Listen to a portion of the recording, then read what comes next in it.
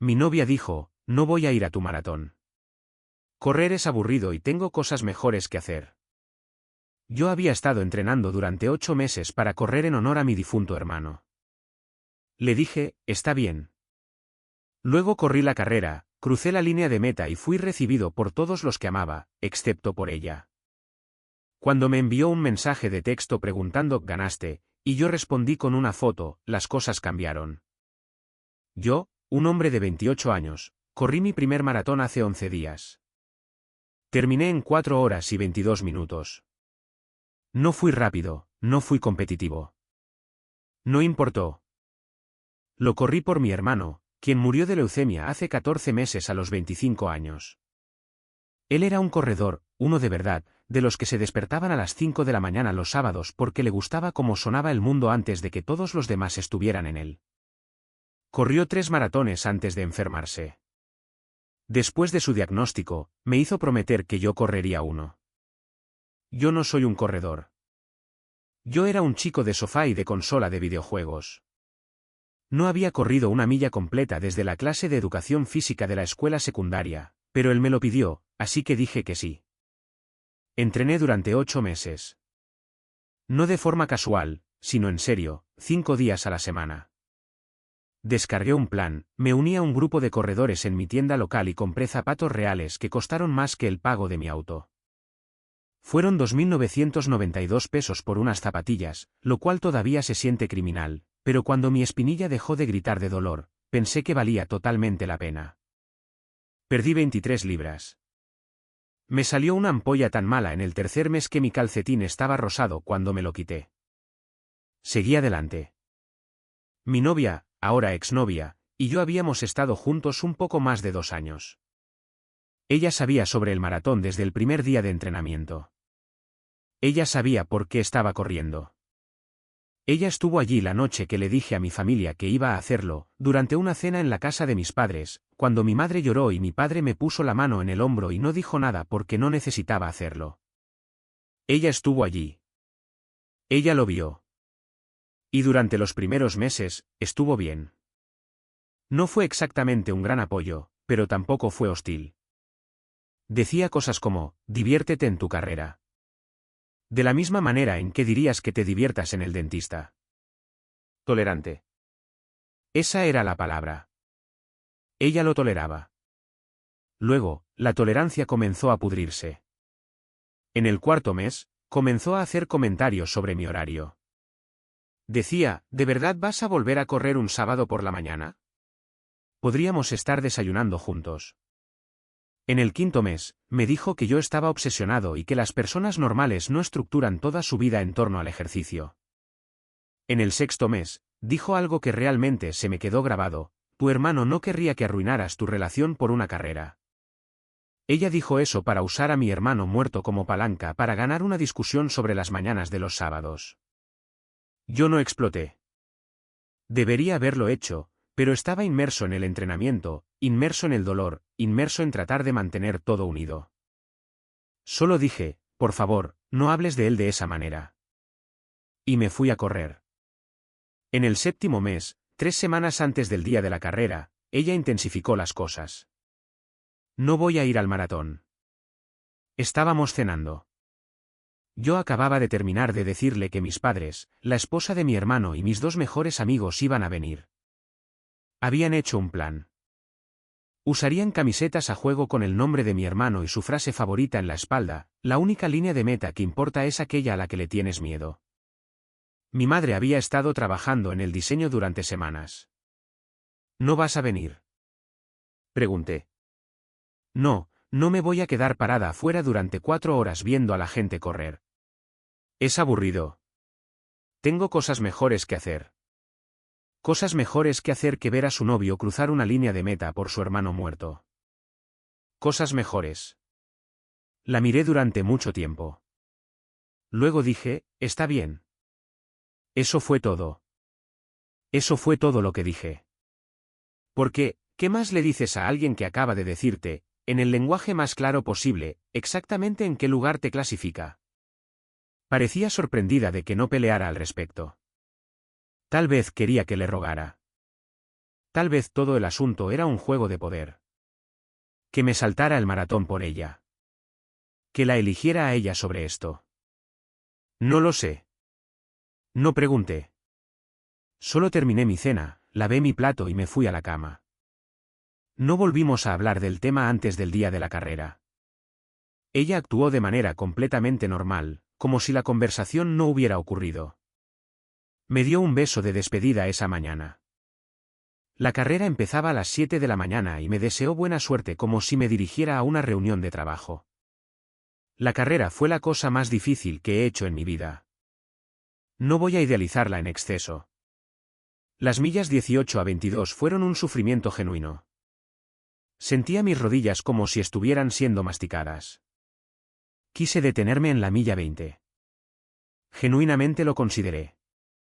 Luego pensé en mi hermano, en la milla 21, sentado en esa cama de hospital con sus piernas que solían llevarlo 26.2 millas, ahora demasiado débiles para caminar al baño.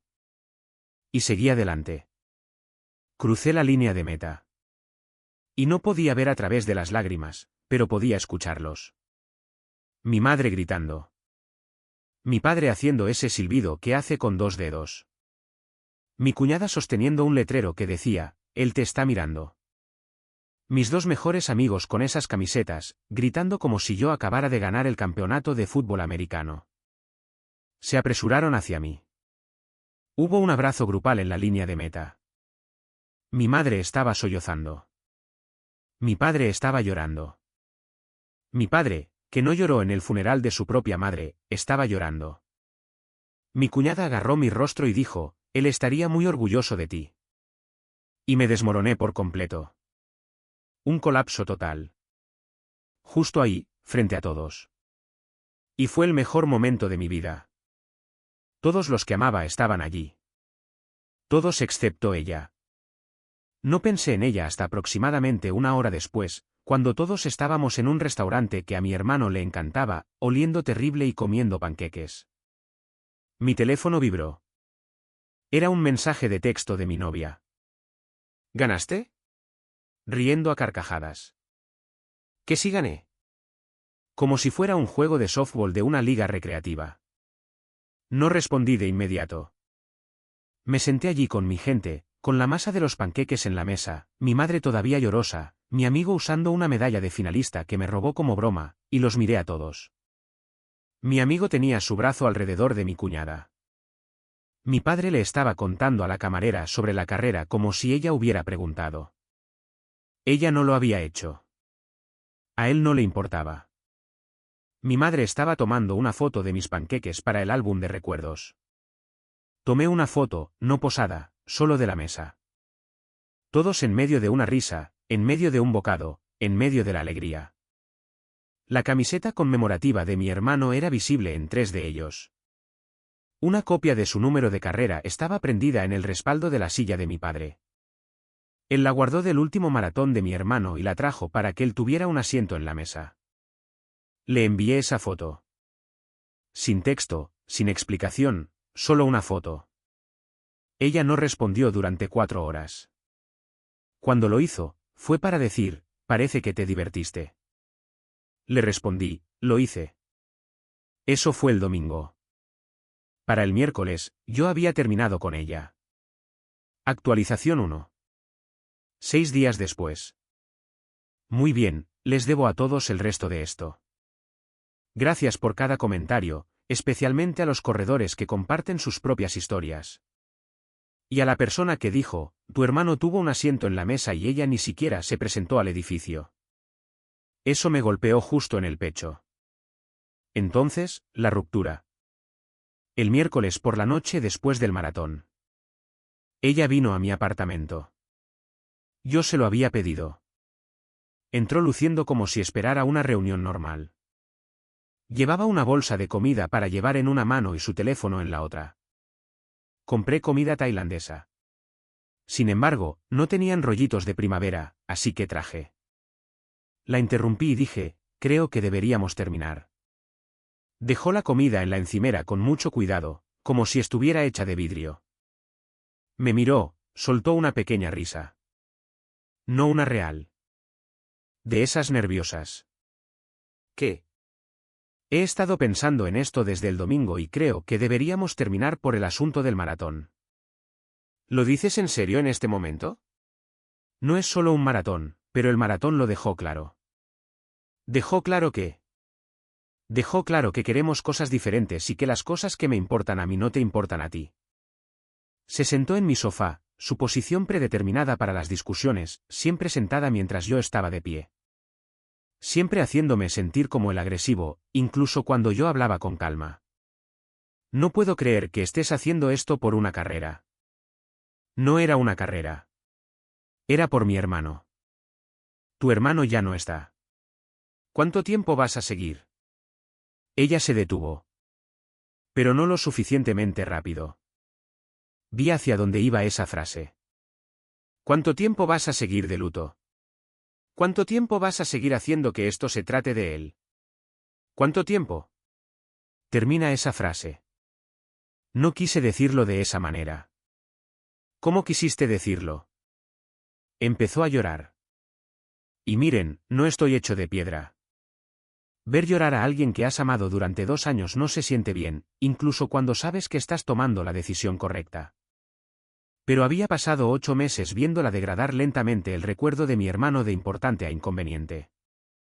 Y yo ya había tenido suficiente. Quiero que te vayas. Empacaré tus cosas y podrás venir a buscarlas cuando quieras. ¿En serio vas a terminar 2 años por esto? No pudiste quedarte parada afuera durante 4 horas por mí. Por algo que era la cosa más importante de mi vida. Sí, lo voy a terminar.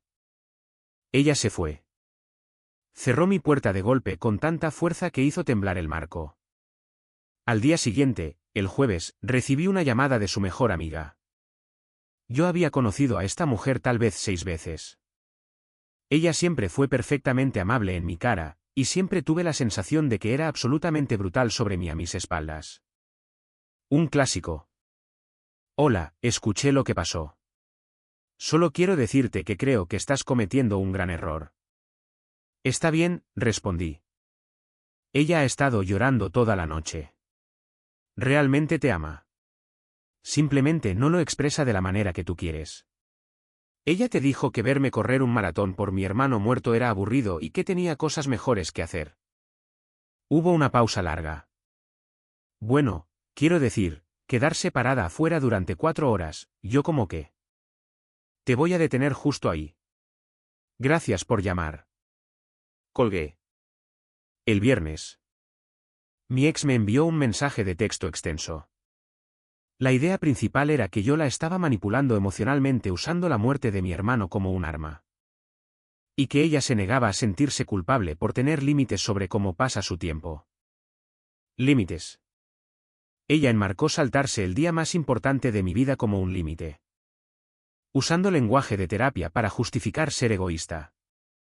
Veo mucho esto en línea y es una locura cada vez que ocurre. Personas que aprenden el vocabulario de la salud mental y lo usan como un escudo para un comportamiento terrible.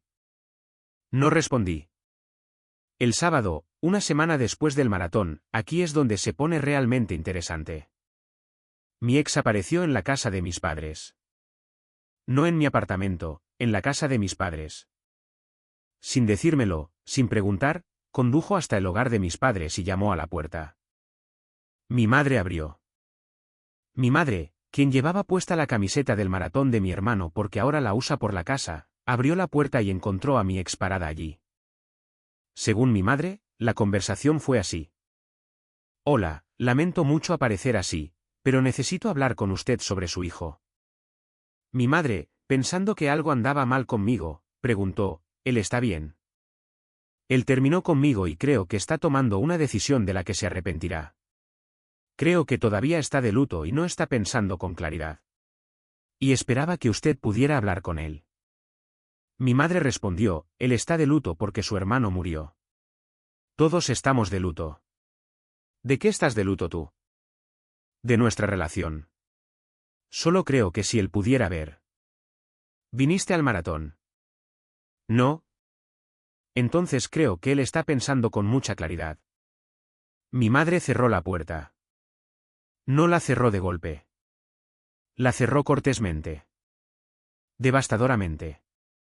Me llamó justo después.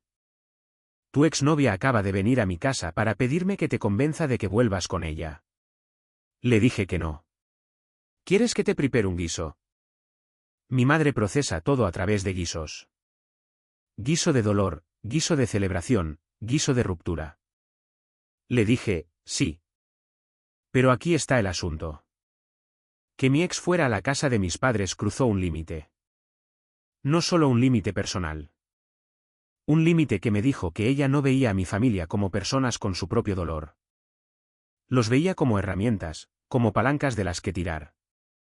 Se suponía que mi madre, que perdió a su hijo hace 14 meses, debía redirigir su energía del luto a jugar a ser consejera de parejas para la mujer que llamó aburrida a la carrera conmemorativa de su hijo muerto.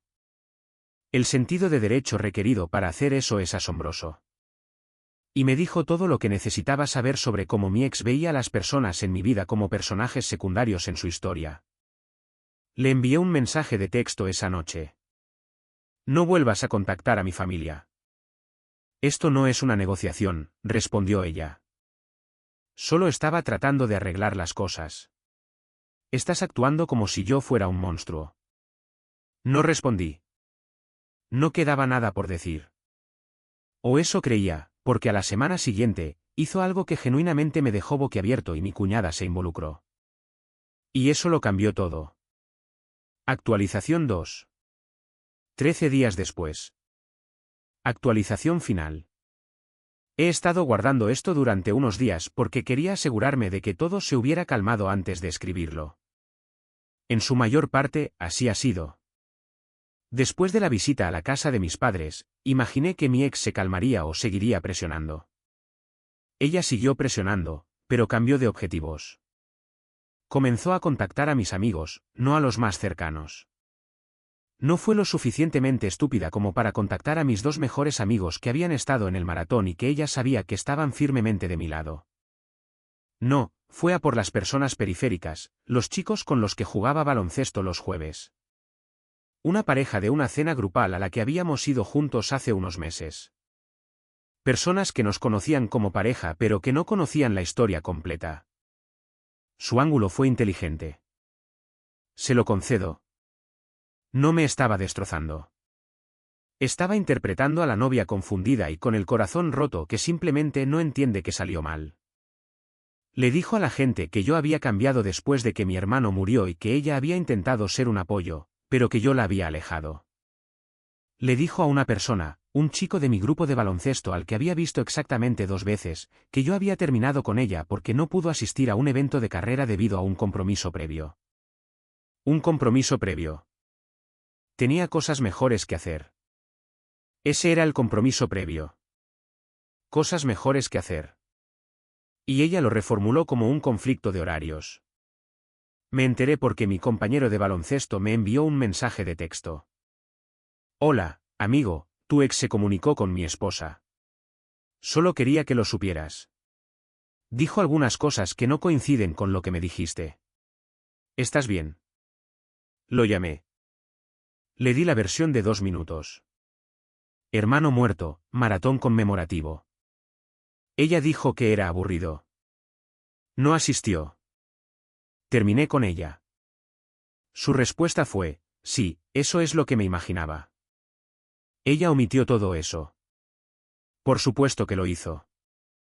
Pero aquí está el problema con la estrategia de los amigos periféricos. Tiene una falla fatal. La gente habla entre sí. En un plazo de 3 días, 3 personas diferentes se habían comunicado conmigo de forma independiente diciendo que mi ex los había contactado, y cada uno de ellos me pidió mi versión, la escucharon, y eso fue todo. Nadie me dijo que yo estaba equivocado. Nadie dijo, deberías darle otra oportunidad. Un chico del baloncesto dijo, y cito, hermano, ella no asistió a la carrera de tu hermano muerto y está tratando de conseguir simpatía. Que lea el ambiente. La campaña de acercamiento murió rápido, pero aparentemente mi ex no captó el mensaje porque intentó una cosa más. Y esta es la que realmente desató todo. Contactó a mi cuñada, la esposa de mi hermano, la mujer que perdió a su esposo por leucemia, la mujer que se paró en esa línea de meta sosteniendo un letrero que decía, él te está mirando. Mi ex le envió un mensaje directo en línea. No vi el mensaje directamente, pero mi cuñada me llamó a las 10 de la noche de un martes. Ella nunca llama tan tarde. Me dijo, necesito leerte algo. El mensaje era largo. El resumen, mi ex le dijo a mi cuñada que comprendía completamente el dolor de perder a alguien, lo cual no es cierto, y que pensaba que yo estaba procesando el duelo de una manera poco saludable al usar el maratón como una muleta emocional.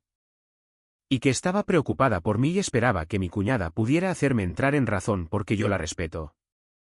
Le dijo a la viuda del hombre al que el maratón estaba honrando que el maratón era una muleta emocional.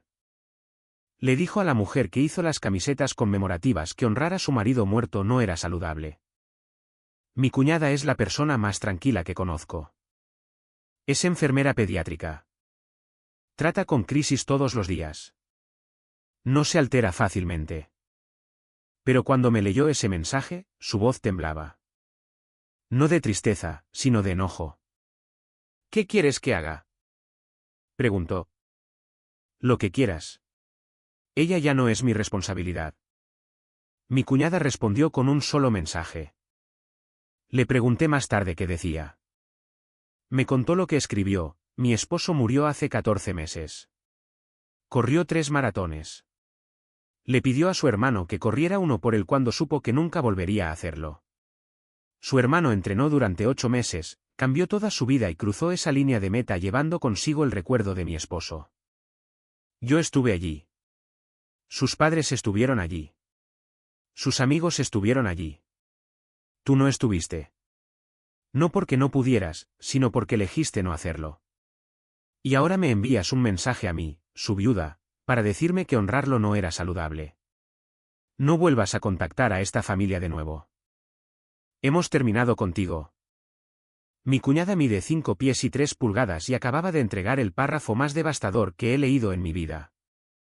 Le dije que debería ser abogada. Dijo que prefería seguir salvando bebés, pero que agradecía el cumplido. Mi ex nunca respondió. No volvió a enviarle mensajes a mi cuñada, no volvió a contactar a mis padres, no se acercó a ningún otro amigo periférico. Se quedó callada. Y ahí fue cuando la verdadera consecuencia la golpeó. No por nada que yo haya hecho, sino por lo que ella se había hecho a sí misma. El problema de ir a la familia en duelo de alguien para tratar de ganar una discusión sobre una ruptura es que eso te persigue. Las personas a las que contactó hablaron. La esposa de mi compañero de baloncesto se lo contó a su club de lectura. La pareja de la cena grupal se lo contó a sus amigos. Mi cuñada, que está conectada con toda una red de personas de la vida de mi hermano, su comunidad de corredores, sus compañeros de trabajo, sus amigos, no atacó a mi ex públicamente, pero tampoco ocultó lo que pasó. Cuando la gente le preguntaba cómo me iba, ella les decía la verdad. Toda la verdad. En menos de 2 semanas, la versión de los hechos de mi ex de que yo la había alejado y que ella tenía un compromiso previo estaba muerta. Todos los que importaban conocían la verdadera historia. No porque yo haya dirigido una campaña de desprestigio, sino porque ella se insertó en espacios llenos de personas que aman a mi hermano y que estuvieron allí cuando ella no estuvo. Y esas personas compararon notas. Perdió conocidos mutuos, no porque eligieran bandos en una ruptura. La gente hace eso todo el tiempo y es normal. Los perdió porque fue a la familia de un hombre muerto y llamó a su homenaje poco saludable. Esa no es una situación de tomar partido. Es una revelación de carácter. Lo último que escuché de mi compañero de baloncesto es que ella les dijo a sus propios amigos que mi familia se había confabulado en su contra y que ella era la víctima del uso del duelo como arma. Aparentemente ya está saliendo con alguien nuevo. Genuinamente espero que sea feliz. También espero genuinamente que nunca le diga a la familia de ese chico que algo que a él le importa es aburrido. En cuanto a mí, estoy bien. Algunos días son mejores que otros. La euforia del maratón se ha desvanecido en algo más tranquilo. No es tristeza, solo paz. Corrí una carrera de 10 kilómetros el fin de semana pasado. No por ninguna razón, solo porque podía. Porque hace 8 meses no podía correr ni una milla y ahora puedo correr 6 sin parar. Y eso es algo que mi hermano me dio, aunque no esté aquí. Mi medalla de finalista cuelga en un gancho junto a mi puerta principal. justo al lado de la de mi hermano de su última carrera. Mi cuñada me la dio el día después del maratón. Dijo que él hubiera querido que yo la tuviera. Cada mañana agarro mis llaves y las veo una al lado de la otra. La suya dice 2022, la mía dice 2025. Con 3 años de diferencia, pero cerca. Mi madre todavía hace guisos. Mi padre empezó a correr. Solo distancias cortas. Tiene 61 años y una cadera en mal estado, pero sale 3 mañanas a la semana. No habla de por qué lo hace. No necesita hacerlo. Mi cuñada y yo estamos más unidos que nunca. Vino el domingo pasado y vimos vídeos antiguos de mi hermano en sus carreras y ella se rió tanto que se atragantó con su vino cuando encontramos uno en el que se tropezó en la milla 2 y se cayó de cara al suelo frente a una multitud. A él le hubiera encantado que nos riéramos de eso. Siempre fue la persona más divertida de la sala, incluso cuando era él quien se caía. Mi ex quería que la eligiera a ella sobre esto, sobre el entrenamiento, el dolor, las personas, la promesa. Quería la versión de mí que existía antes de que mi hermano muriera. El chico del sofá, el chico de la consola de videojuegos, el chico que no se despertaba temprano los sábados. Pero ese chico se ha ido. Se quedó en algún lugar alrededor de la milla 21 del maratón, cuando estaba llorando, corriendo y negándose a detenerse. No la extraño. A veces extraño a quien pensé que era. Pero esa persona siempre fue condicional. Era un apoyo siempre que fuera conveniente, estaba presente siempre que fuera cómodo, era amorosa siempre que eso no requiriera estar parada afuera durante 4 horas un domingo. Y yo necesitaba a alguien que estuviera dispuesto a quedarse ahí de pie. Esa es toda la historia. Me despido. Tengo un plan de entrenamiento que revisar. Mi cuñada se inscribió para un medio maratón en la primavera y me pidió que lo corriera con ella. Vamos a usar las camisetas. Mi hermano me pidió que corriera uno. Voy a seguir corriendo. Gracias por todo. Ve a llamar a alguien que amas. Dile que estarás allí. Y luego, realmente preséntate. Historia 2. Escuché a mi esposa admitir que se arrepentía de haberse casado conmigo, así que me marché sin decir una sola palabra. El sonido de su voz, suave y cruel, se deslizó por la oscuridad como una cuchilla. Si pudiera hacerlo de nuevo, no me habría casado con él. Estaba a 2 pies de distancia, acostado inmóvil en mi lado de la cama. Mantuve los ojos cerrados, respirando lentamente, fingiendo estar dormido mientras mi esposa vertía sus secretos en su teléfono a la 1:17 de la madrugada. Ella pensaba que estaba profundamente dormido. Siempre asumía que yo dormía como un tronco después de que mis medicamentos para la migraña hicieran efecto. La verdad es que dejé de tomarlos hace 3 semanas. Desde que comenzó el susurro. No de ella, de mi instinto. Mi instinto había estado gritando durante semanas. Esa noche, sin embargo, ese susurro, no fue un grito. Fue una confirmación. Me quedé quieto, escuchando. No porque sea valiente, sino porque soy el tipo de hombre que se aferra a cada último hilo, incluso mientras lo estrangula. Es que no sé. Pensé que habría más. No es que sea una mala persona. Simplemente no es lo que quería a largo plazo. No es lo que ella quería a largo plazo. Habíamos presentado nuestra declaración de impuestos juntos hace 12 días. Ella eligió los muebles de nuestra sala de estar. Ella decoró nuestro pasillo con Polaroids de nuestra luna de miel de sonrisas falsas en Oregón. Me llamó cariño solo 5 horas antes de ese susurro. Pero ahora, de repente, yo era un error temporal que no podía devolver. Quería levantarme. Quería encender la lámpara, sentarla y preguntarle quién demonios se creía que era. Pero en lugar de eso, me quedé mirando la pared y memoricé las grietas en la pintura. No soy valiente. No soy del tipo confrontacional. No monto escenas ni grito. Escribo notas de disculpa incluso cuando no sé qué hice mal. He buscado en Google en secreto cómo ser más emocionante. ¿Saben qué más hice? Le preparé el café todas las mañanas durante los últimos 6 años. Calentaba su lado del coche en invierno. Planchaba sus blusas de conferencia mientras ella dormía hasta tarde. Y aparentemente nada de eso me hizo ser a largo plazo. Esperé hasta que su respiración cambió y la luz de su teléfono se atenuó. Entonces me levanté, no de forma ruidosa, no dramáticamente, en silencio, incluso cobardemente. Agarré una bolsa de lona del armario del pasillo, la que ella nunca usa. Empaqué 2 pares de vaqueros, 3 camisas y mi pasaporte. ¿Por qué mi pasaporte? No lo sé. Algo en ello se sentía simbólico. Dejé mi anillo en la mesa de la cocina, junto al melocotón a medio comer que no terminó esa mañana. Sin nota, sin mensaje de texto, solo esa banda de metal y el conocimiento de que se despertaría con un espacio vacío donde yo debería haber estado y tal vez ni siquiera se inmutaría. La cosa es que no estaba enojado. Todavía no. Estaba entumecido. Pero ese entumecimiento no duraría mucho. No fui muy lejos esa noche. Solo a un motel mugriento a 10 millas de la ciudad que olía a moho y a un ambientador que intentaba cubrirlo. Me senté allí en un colchón grumoso, mirando la pared como si tuviera respuestas. No lloré. No grité. Solo seguí pensando. Lo dijo tan casualmente, como si estuviera hablando de haber pedido el café equivocado. Como si borrar nuestro matrimonio fuera una leve molestia que podría corregir la próxima vez. Mi teléfono permaneció en silencio. Ella no se dio cuenta de que me había ido hasta la mañana.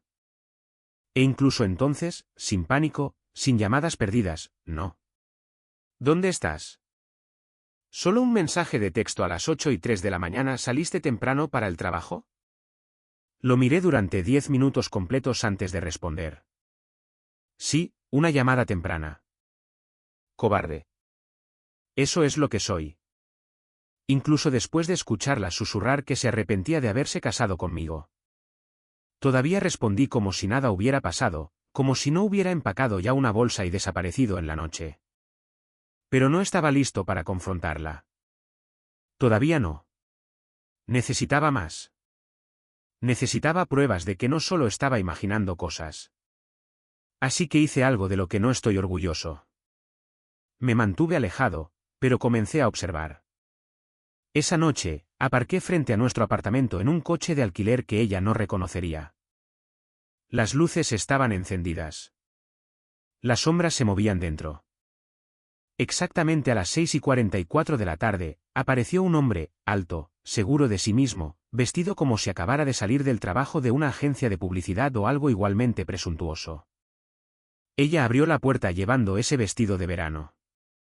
El que no se había puesto en 2 veranos. El que dijo que ahora se sentía demasiado juvenil.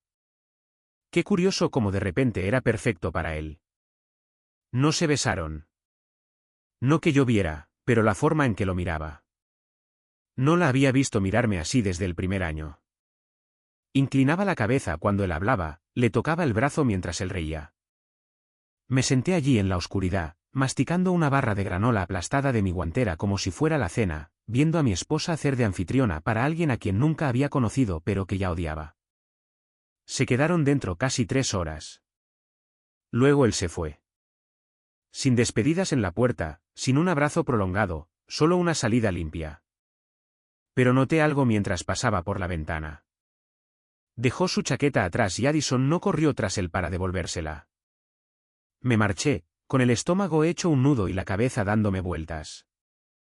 ¿Era solo un amigo, un compañero de trabajo, o era la persona en la que confiaba a la 1:17 de la madrugada? No dormí mucho. Y a la mañana siguiente, hice algo aún más bajo. Volví al apartamento mientras ella estaba en el trabajo. Todavía tenía mi llave. Nunca se molestó en cambiar las cerraduras. Todavía no. No toqué nada. Solo entré en el dormitorio y miré nuestra cama, tratando de imaginar si él había estado en ella. Entonces lo vi. Su agenda. Nunca usaba calendarios digitales. Le gustaba escribir las cosas. La abrí en el viernes, dentro de 2 días, en una pulcra letra cursiva. Cena con T7. Y debajo de eso, garabateado ligeramente a lápiz. Hotel. Hotel. O estaba pensando en ello o ya lo estaba haciendo. Me senté en el borde de la cama y dejé que esa palabra se grabara en mi cerebro. No era una confirmación, todavía no, pero era la primera grieta en la presa y yo ya había terminado de remendar las cosas. Ella se arrepentía de haberse casado conmigo. No tenía idea de lo que significaba el arrepentimiento, pero estaba a punto de aprenderlo. El viernes llegó más rápido de lo que estaba preparado. Debo haber leído y releído esa única palabra en su agenda, hotel, unas 100 veces. Cada vez que cerraba los ojos, la veía grabada en rojo en mi cerebro como una especie de advertencia silenciosa. No comí. Apenas dormí. No volví al trabajo. Les dije que tenía una emergencia familiar y apagué mi teléfono del trabajo. Lo único que me importaba ahora era descubrir la verdad. No solo por la satisfacción, aunque, sí, admito que quería pillarla en el acto, sino porque necesitaba saber si los últimos 6 años de mi vida habían sido una gran actuación, y yo era el único que pensaba que era real. Reservé una habitación en el mismo hotel que estaba garabateado en su agenda. No sabía si irían allí. Nunca escribió el nombre, solo hotel. Pero elegí el más cercano a nuestro apartamento, con estacionamiento privado y suficiente privacidad para albergar el tipo de noche que temía que estuviera planeando. Me registré temprano, me senté en la cama con las cortinas corridas y observé el estacionamiento como un manojo de nervios con un telescopio por corazón. Ni siquiera sabía qué estaba buscando. A él, a ella, a ambos juntos. A las 6:58 de la tarde, un sedán gris oscuro entró. Conocía ese coche. Lo había visto 2 noches antes cuando salió de su casa. Salió, chaqueta en mano, la que olvidó, y miró a su alrededor como si estuviera comprobando si alguien lo observaba. Me deslicé hacia abajo desde la ventana como un cobarde, con el corazón martilleando contra mis costillas. No sabía si llorar o reír. Realmente estaba sucediendo. 2 minutos después, entró ella. Mi esposa, Addison, con el mismo vestido de verano, el pelo rizado, el maquillaje perfecto, las uñas recién hechas. Aparcó a 3 plazas de él, salió y caminó hacia el vestíbulo como si fuera normal, como si fuera una cena casual y no la traición de toda una vida. No llegaron juntos. Por supuesto que no. Hay que mantener las apariencias, ¿verdad? Esperé 15 minutos y luego hice mi movimiento. No irrumpí. No intentaba volverme viral como el marido desquiciado que irrumpe en una habitación de hotel con un teléfono con cámara y un ataque de nervios. Solo quería saber en qué habitación estaban. Fui a la recepción y me hice el tonto. Dije que me iba a encontrar con mi esposa y que había olvidado el número de la habitación. La recepcionista sonrió y me preguntó su nombre. Cuando se lo di, dudó y luego señaló el ascensor. Habitación 312, dijo. Acaba de registrarse con alguien. Así de simple, tomé las escaleras. Necesitaba el tiempo extra para decidir si realmente iba a seguir con esto. Me sentía enfermo, mareado, pero subí los 3 pisos como si estuviera entrando en un edificio en llamas. Y supongo que lo estaba. Llegué al pasillo y caminé lentamente hacia la puerta. No llamé. Solo me quedé allí escuchando. Risas, 2 voces, tintineo de copas, luego silencio, luego música, algo de jazz suave que a ella le gustaba poner durante las cenas. Me eché para atrás. No podía hacerlo. No podía confrontarla. Todavía no. Seguía siendo el mismo idiota que le preparaba té cuando tenía un mal día. Seguía siendo el hombre que se disculpaba por cosas que ni siquiera había hecho. No tenía la fuerza para verla con él. Pero tenía algo mejor. Tenía tiempo.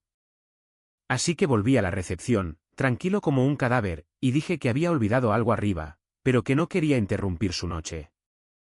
La recepcionista sonrió de nuevo, y fue entonces cuando hice la pregunta que lo cambió todo. Oiga, ¿tienen cámaras de seguridad en los pasillos? Se me cayó la cartera la última vez que estuve aquí, solo me preguntaba si podrían ver si alguien la recogió. Ella dudó. Sí, tenemos, dijo lentamente. ¿Por qué? Sonreí. Solo preguntaba. No dormí esa noche. No lo necesitaba porque en el momento en que salí del hotel, supe lo que iba a hacer. No solo iba a atraparla. Iba a asegurarme de que se viera desmoronarse, pieza por pieza.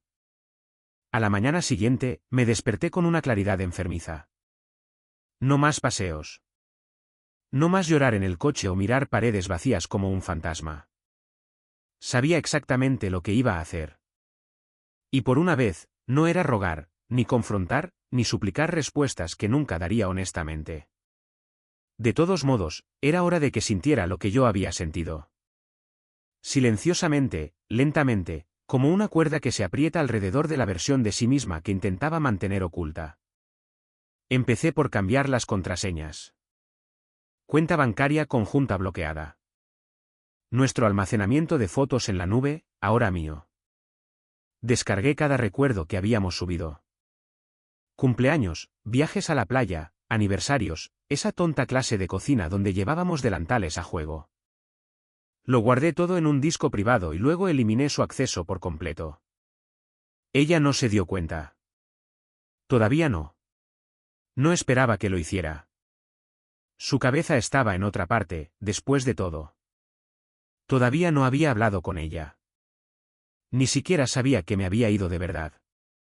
Quiero decir, claro, había enviado algunos textos de ocupado en el trabajo, para mantener las apariencias, pero no la había mirado a los ojos en 3 días. Creo que en el fondo le gustaba esa libertad sin culpa. No se requerían explicaciones.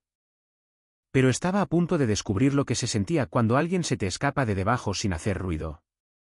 2 noches después del hotel, envié un mensaje a la recepción desde una cuenta de correo electrónico desechable. Les dije que estaba realizando una verificación de antecedentes privada para un cliente corporativo y necesitaba confirmación de la ocupación de la habitación 312 en esa fecha. No esperaba una respuesta, pero 30 minutos después, la tenía. Sí, una señorita Addison Palmer se registró con un huésped masculino el viernes por la noche. Registrados bajo ocupación conjunta. Pagado en efectivo. Pagado en efectivo. Por supuesto que sí. Pero cometió un error. Usó su nombre real. Reenvié la confirmación a mí mismo y me recliné, mirando la pantalla como si estuviera viendo una explosión a cámara lenta. Ahí estaba, la prueba, en blanco y negro. No más quizás. El siguiente paso fue el mensaje. No se lo envié a ella. Se lo envié a él. Ni siquiera sabía su nombre. Pero Addison tenía la mala costumbre de etiquetar a su grupo de amigos en fotos grupales en las redes sociales. Y una cara seguía apareciendo en los últimos 6 meses. Un tipo llamado Tate. De aspecto pulcro, del tipo de selfies en el gimnasio. Uno de esos tipos con una barba de 3 días perfectamente cuidada y leyendas como levántate, esfuérzate, repite. Creó una nueva cuenta. La hice parecer un bot de spam. Sin nombre real, solo una cuenta desechable sin foto de perfil. Luego le envié la confirmación del hotel seguida de una sola línea. Ella dijo que eras especial. No eres el único. Lo leyó en 3 minutos. No respondió. No me bloqueó. Pero sabía exactamente lo que significaba ese silencio. A la mañana siguiente, Addison me envió un mensaje de texto a las 7:22 de la mañana. Oye, pregunta tonta, ¿pero usaste la cuenta de ahorros? Tiene un bloqueo. Seguido de, además, ¿cuándo vienes a casa esta noche? Miré los mensajes y no sentí absolutamente nada. Se estaba resbalando y yo ni siquiera había tocado la peor parte todavía. Porque lo que ella no sabía era que me había llevado más que las fotos. Me había llevado su teléfono de respaldo, el que guardaba en el cajón de su escritorio para cosas del trabajo. Siempre había respetado su privacidad, nunca lo toqué, nunca husmeé. Pero eso fue antes de que eligiera las mentiras sobre la lealtad.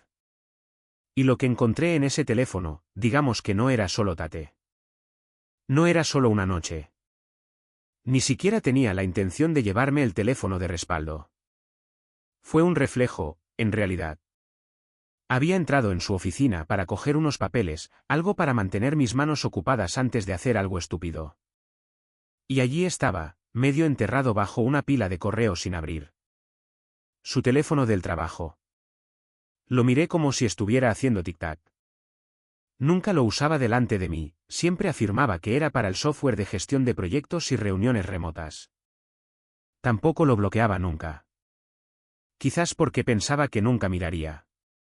Tenía razón hasta ahora. Cuando lo encendí, mi corazón realmente latió con fuerza como si estuviera forzando una caja fuerte, pero se abrió.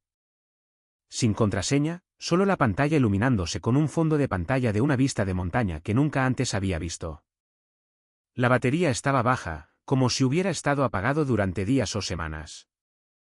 Pero en el momento en que se conectó al Wi-Fi, los mensajes comenzaron a llegar en tropel. Diferentes nombres, diferentes tonos, diferentes aplicaciones. Uno destacó primero. Un hilo etiquetado como de luna creciente en Signal. Sus mensajes eran rosas. Los de él eran azules. Me desplacé de nuevo y seguí desplazándome. Se remontaba a casi 11 meses, casi un año. Docenas de mensajes nocturnos, bromas internas que no entendía. Notas de voz. Y luego la parte que me revolvió el estómago. Fotos de ella, de él juntos, restaurantes, habitaciones de hotel. Una en un concierto, Addison llevando mi camisa de franela, mi camisa. Pero no era solo él. Había otro hilo. Luego otro, y uno etiquetado como salida de avión /diagonal B. Conté 4 hombres diferentes, cada uno con diferentes patrones, diferentes estilos de conversación. Uno de ellos le enviaba dinero. Otro le enviaba listas de reproducción. Uno la llamaba M. No Addison, solo M. Como si fuera un código privado entre ellos. Me quedé allí sentado leyendo todo en silencio. Parpadeando a través de lágrimas que me negué a dejar caer. No fue el engaño lo que me destrozó. Fue lo practicada que estaba. Lo fácil que le parecía manejarlos. Como si esto fuera solo una rutina. Tenía vidas paralelas enteras, planes secretos, una versión de sí misma que nunca había conocido. Pensé que me había casado con alguien un poco distante, quizás inquieta. Pero con lo que realmente me había casado era con una mujer que se ponía una nueva personalidad como si fuera maquillaje, dependiendo de a quién estuviera entreteniendo ese día. Por un tiempo, simplemente me senté en el suelo, con el teléfono aún brillando en mis manos, rodeado de papeles y preguntas sin respuesta. No sabía quién ser, el hombre enfurecido listo para exponerla, o el tonto patético demasiado asustado para admitir que había estado durmiendo junto a una extraña. Entonces algo cambió en mí. Comencé a grabar en pantalla todo, cada mensaje, cada foto, cada nota de voz guardada. Lo catalogué todo y lo guardé en una nueva carpeta en mi portátil. ¿Realidad? Ese era mi seguro ahora. Porque por primera vez, me di cuenta de algo. No solo me estaba engañando a mí. Me estaba usando como base mientras experimentaba con vidas que no me incluían. Y eso significaba que se volvería descuidada. Ya lo había hecho. Y yo iba a explotar ese descuido. Ella todavía no sabía que yo estaba observando, escuchando, reuniendo. Así que comencé a responderle de nuevo. Desenfadado, aburrido, incluso. Lo siento. Súper ocupado. Solo necesito unos días más aquí fuera. No me esperes despierta. Ella respondió en segundos. Te echo de menos. Cocinaré esta noche. Quizás podamos hablar. ¿Hablar? Claro. Sobre con qué hombre iba a tomar el postre después de que yo me fuera, pero no respondí. Tenía otra cosa que hacer. Imprimí 3 capturas de pantalla. Solo 3. Cuidadosamente elegidas. Nada explícito. Solo lo suficiente para despertar preguntas. Una conversación con Tate, un pago del tipo de Denver y uno de sus textos donde decía, simplemente no puedo seguir fingiendo con él. Me siento entumecida cuando estoy en casa. Luego las envié por correo, no a ella, a sus padres. No verifiqué el número de seguimiento obsesivamente. Sabía exactamente cuándo llegaría el sobre a la casa de sus padres porque lo cronometré. Pagué extra por la entrega al día siguiente, me aseguré de que aterrizara en su buzón mientras ella estaba programada para estar en su club de lectura o en cualquier otra fantasía que estuviera viviendo esa semana. Me imaginé a su madre abriendo ese grueso sobre de color crema en su cocina soleada, sonriendo al principio porque parecía una tarjeta.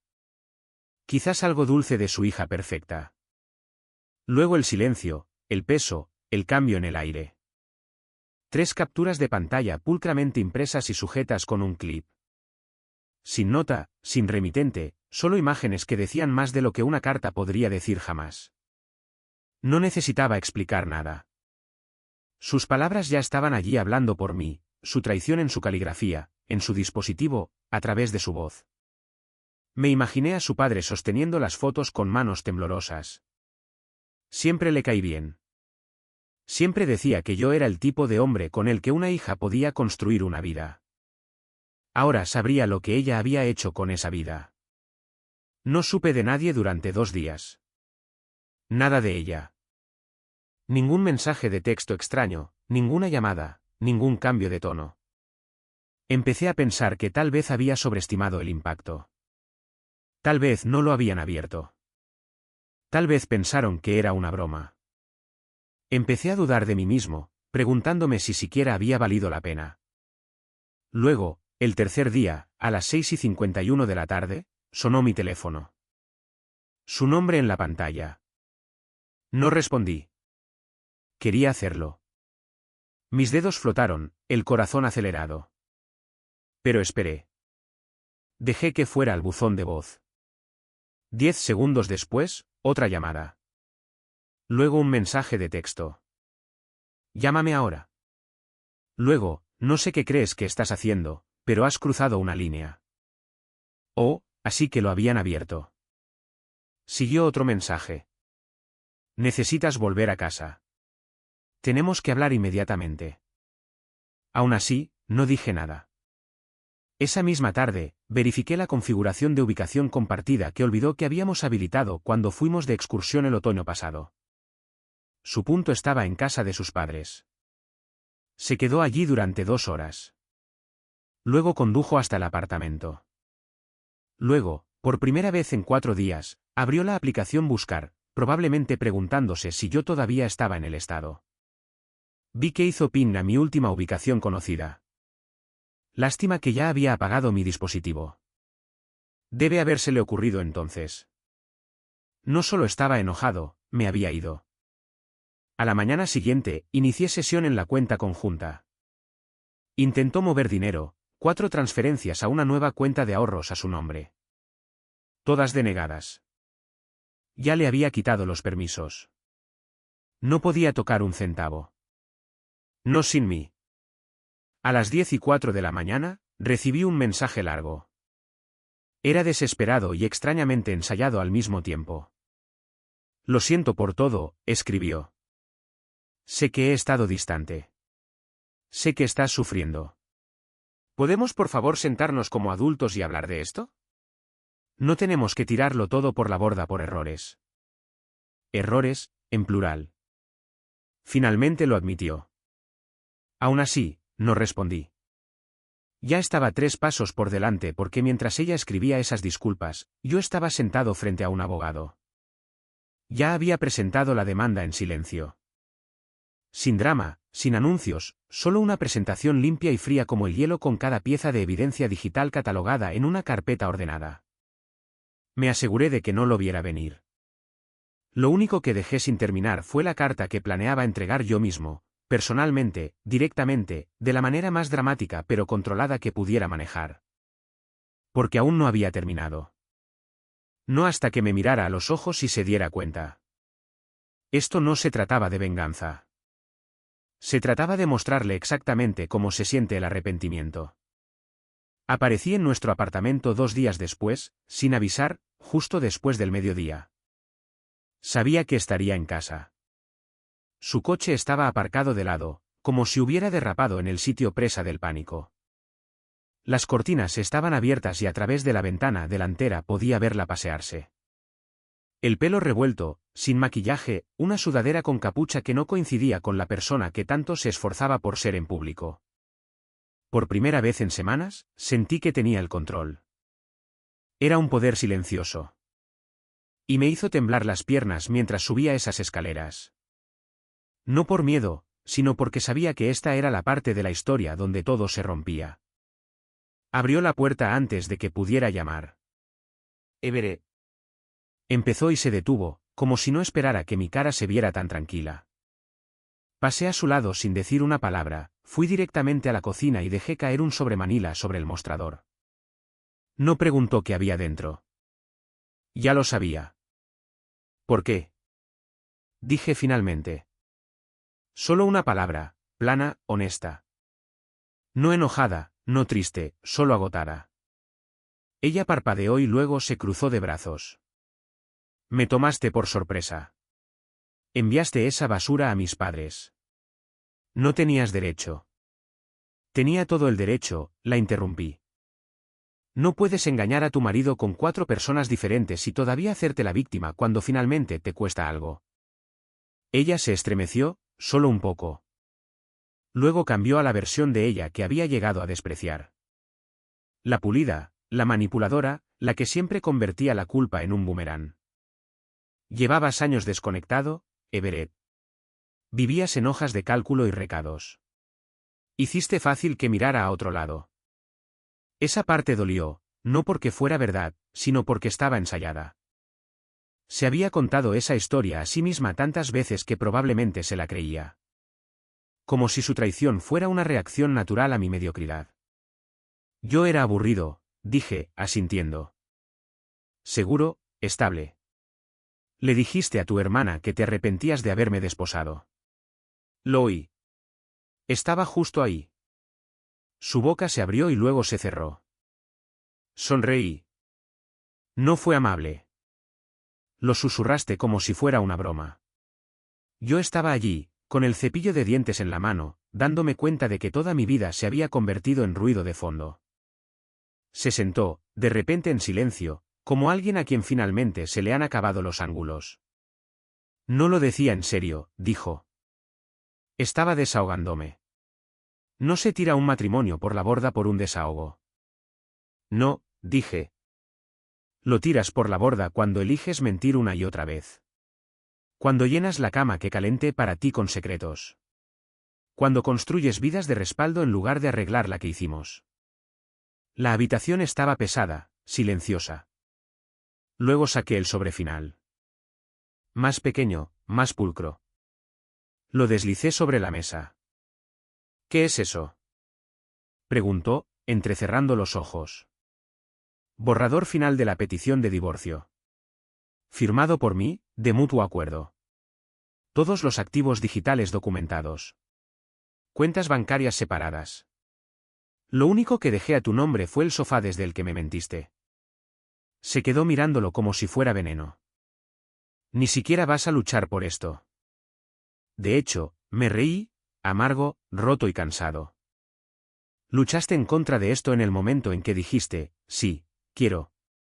Simplemente pensaste que sería demasiado cobarde para darme cuenta. Luego me di la vuelta, salí y no miré atrás. Detrás de mí, no gritó mi nombre. No suplicó. Pero 10 minutos después, mientras estaba sentado en el coche calle abajo, mi teléfono se iluminó. Un mensaje. Por favor, no hagas esto. No sé quién soy sin ti. Miré la pantalla durante mucho tiempo. Y por una vez, no sentí nada. No respondí a su mensaje. No necesitaba hacerlo. El hombre que ella recordaba, el que siempre cedía, el que se disculpaba primero, el que intentaba arreglar lo que no era su culpa. Ese hombre finalmente había abandonado el edificio. Ella simplemente no reconoció el silencio.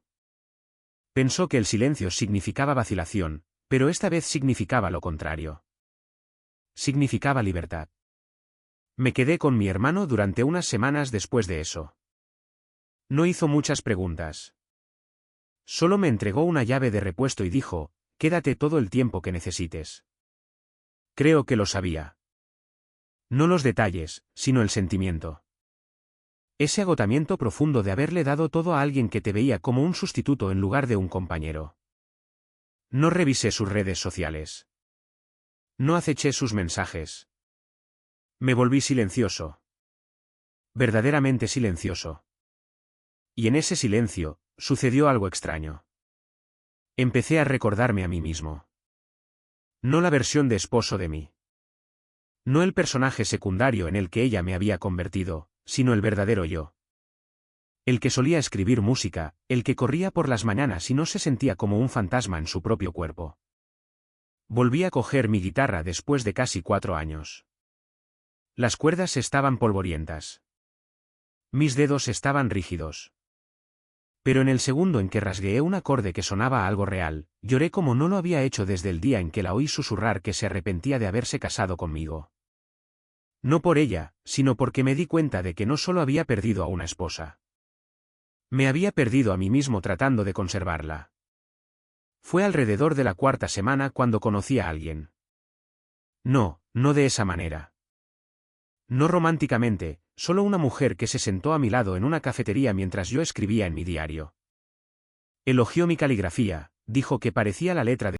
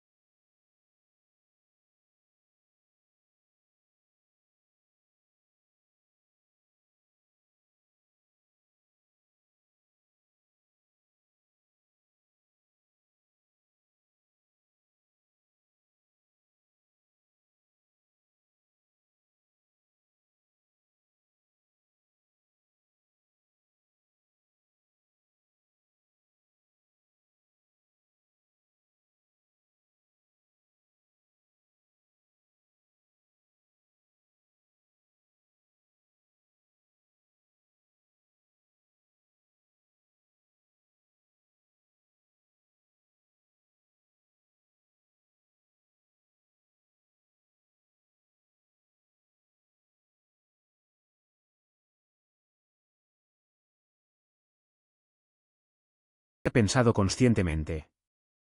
Simplemente salió. Ella susurró arrepentimiento mientras yo yacía a su lado.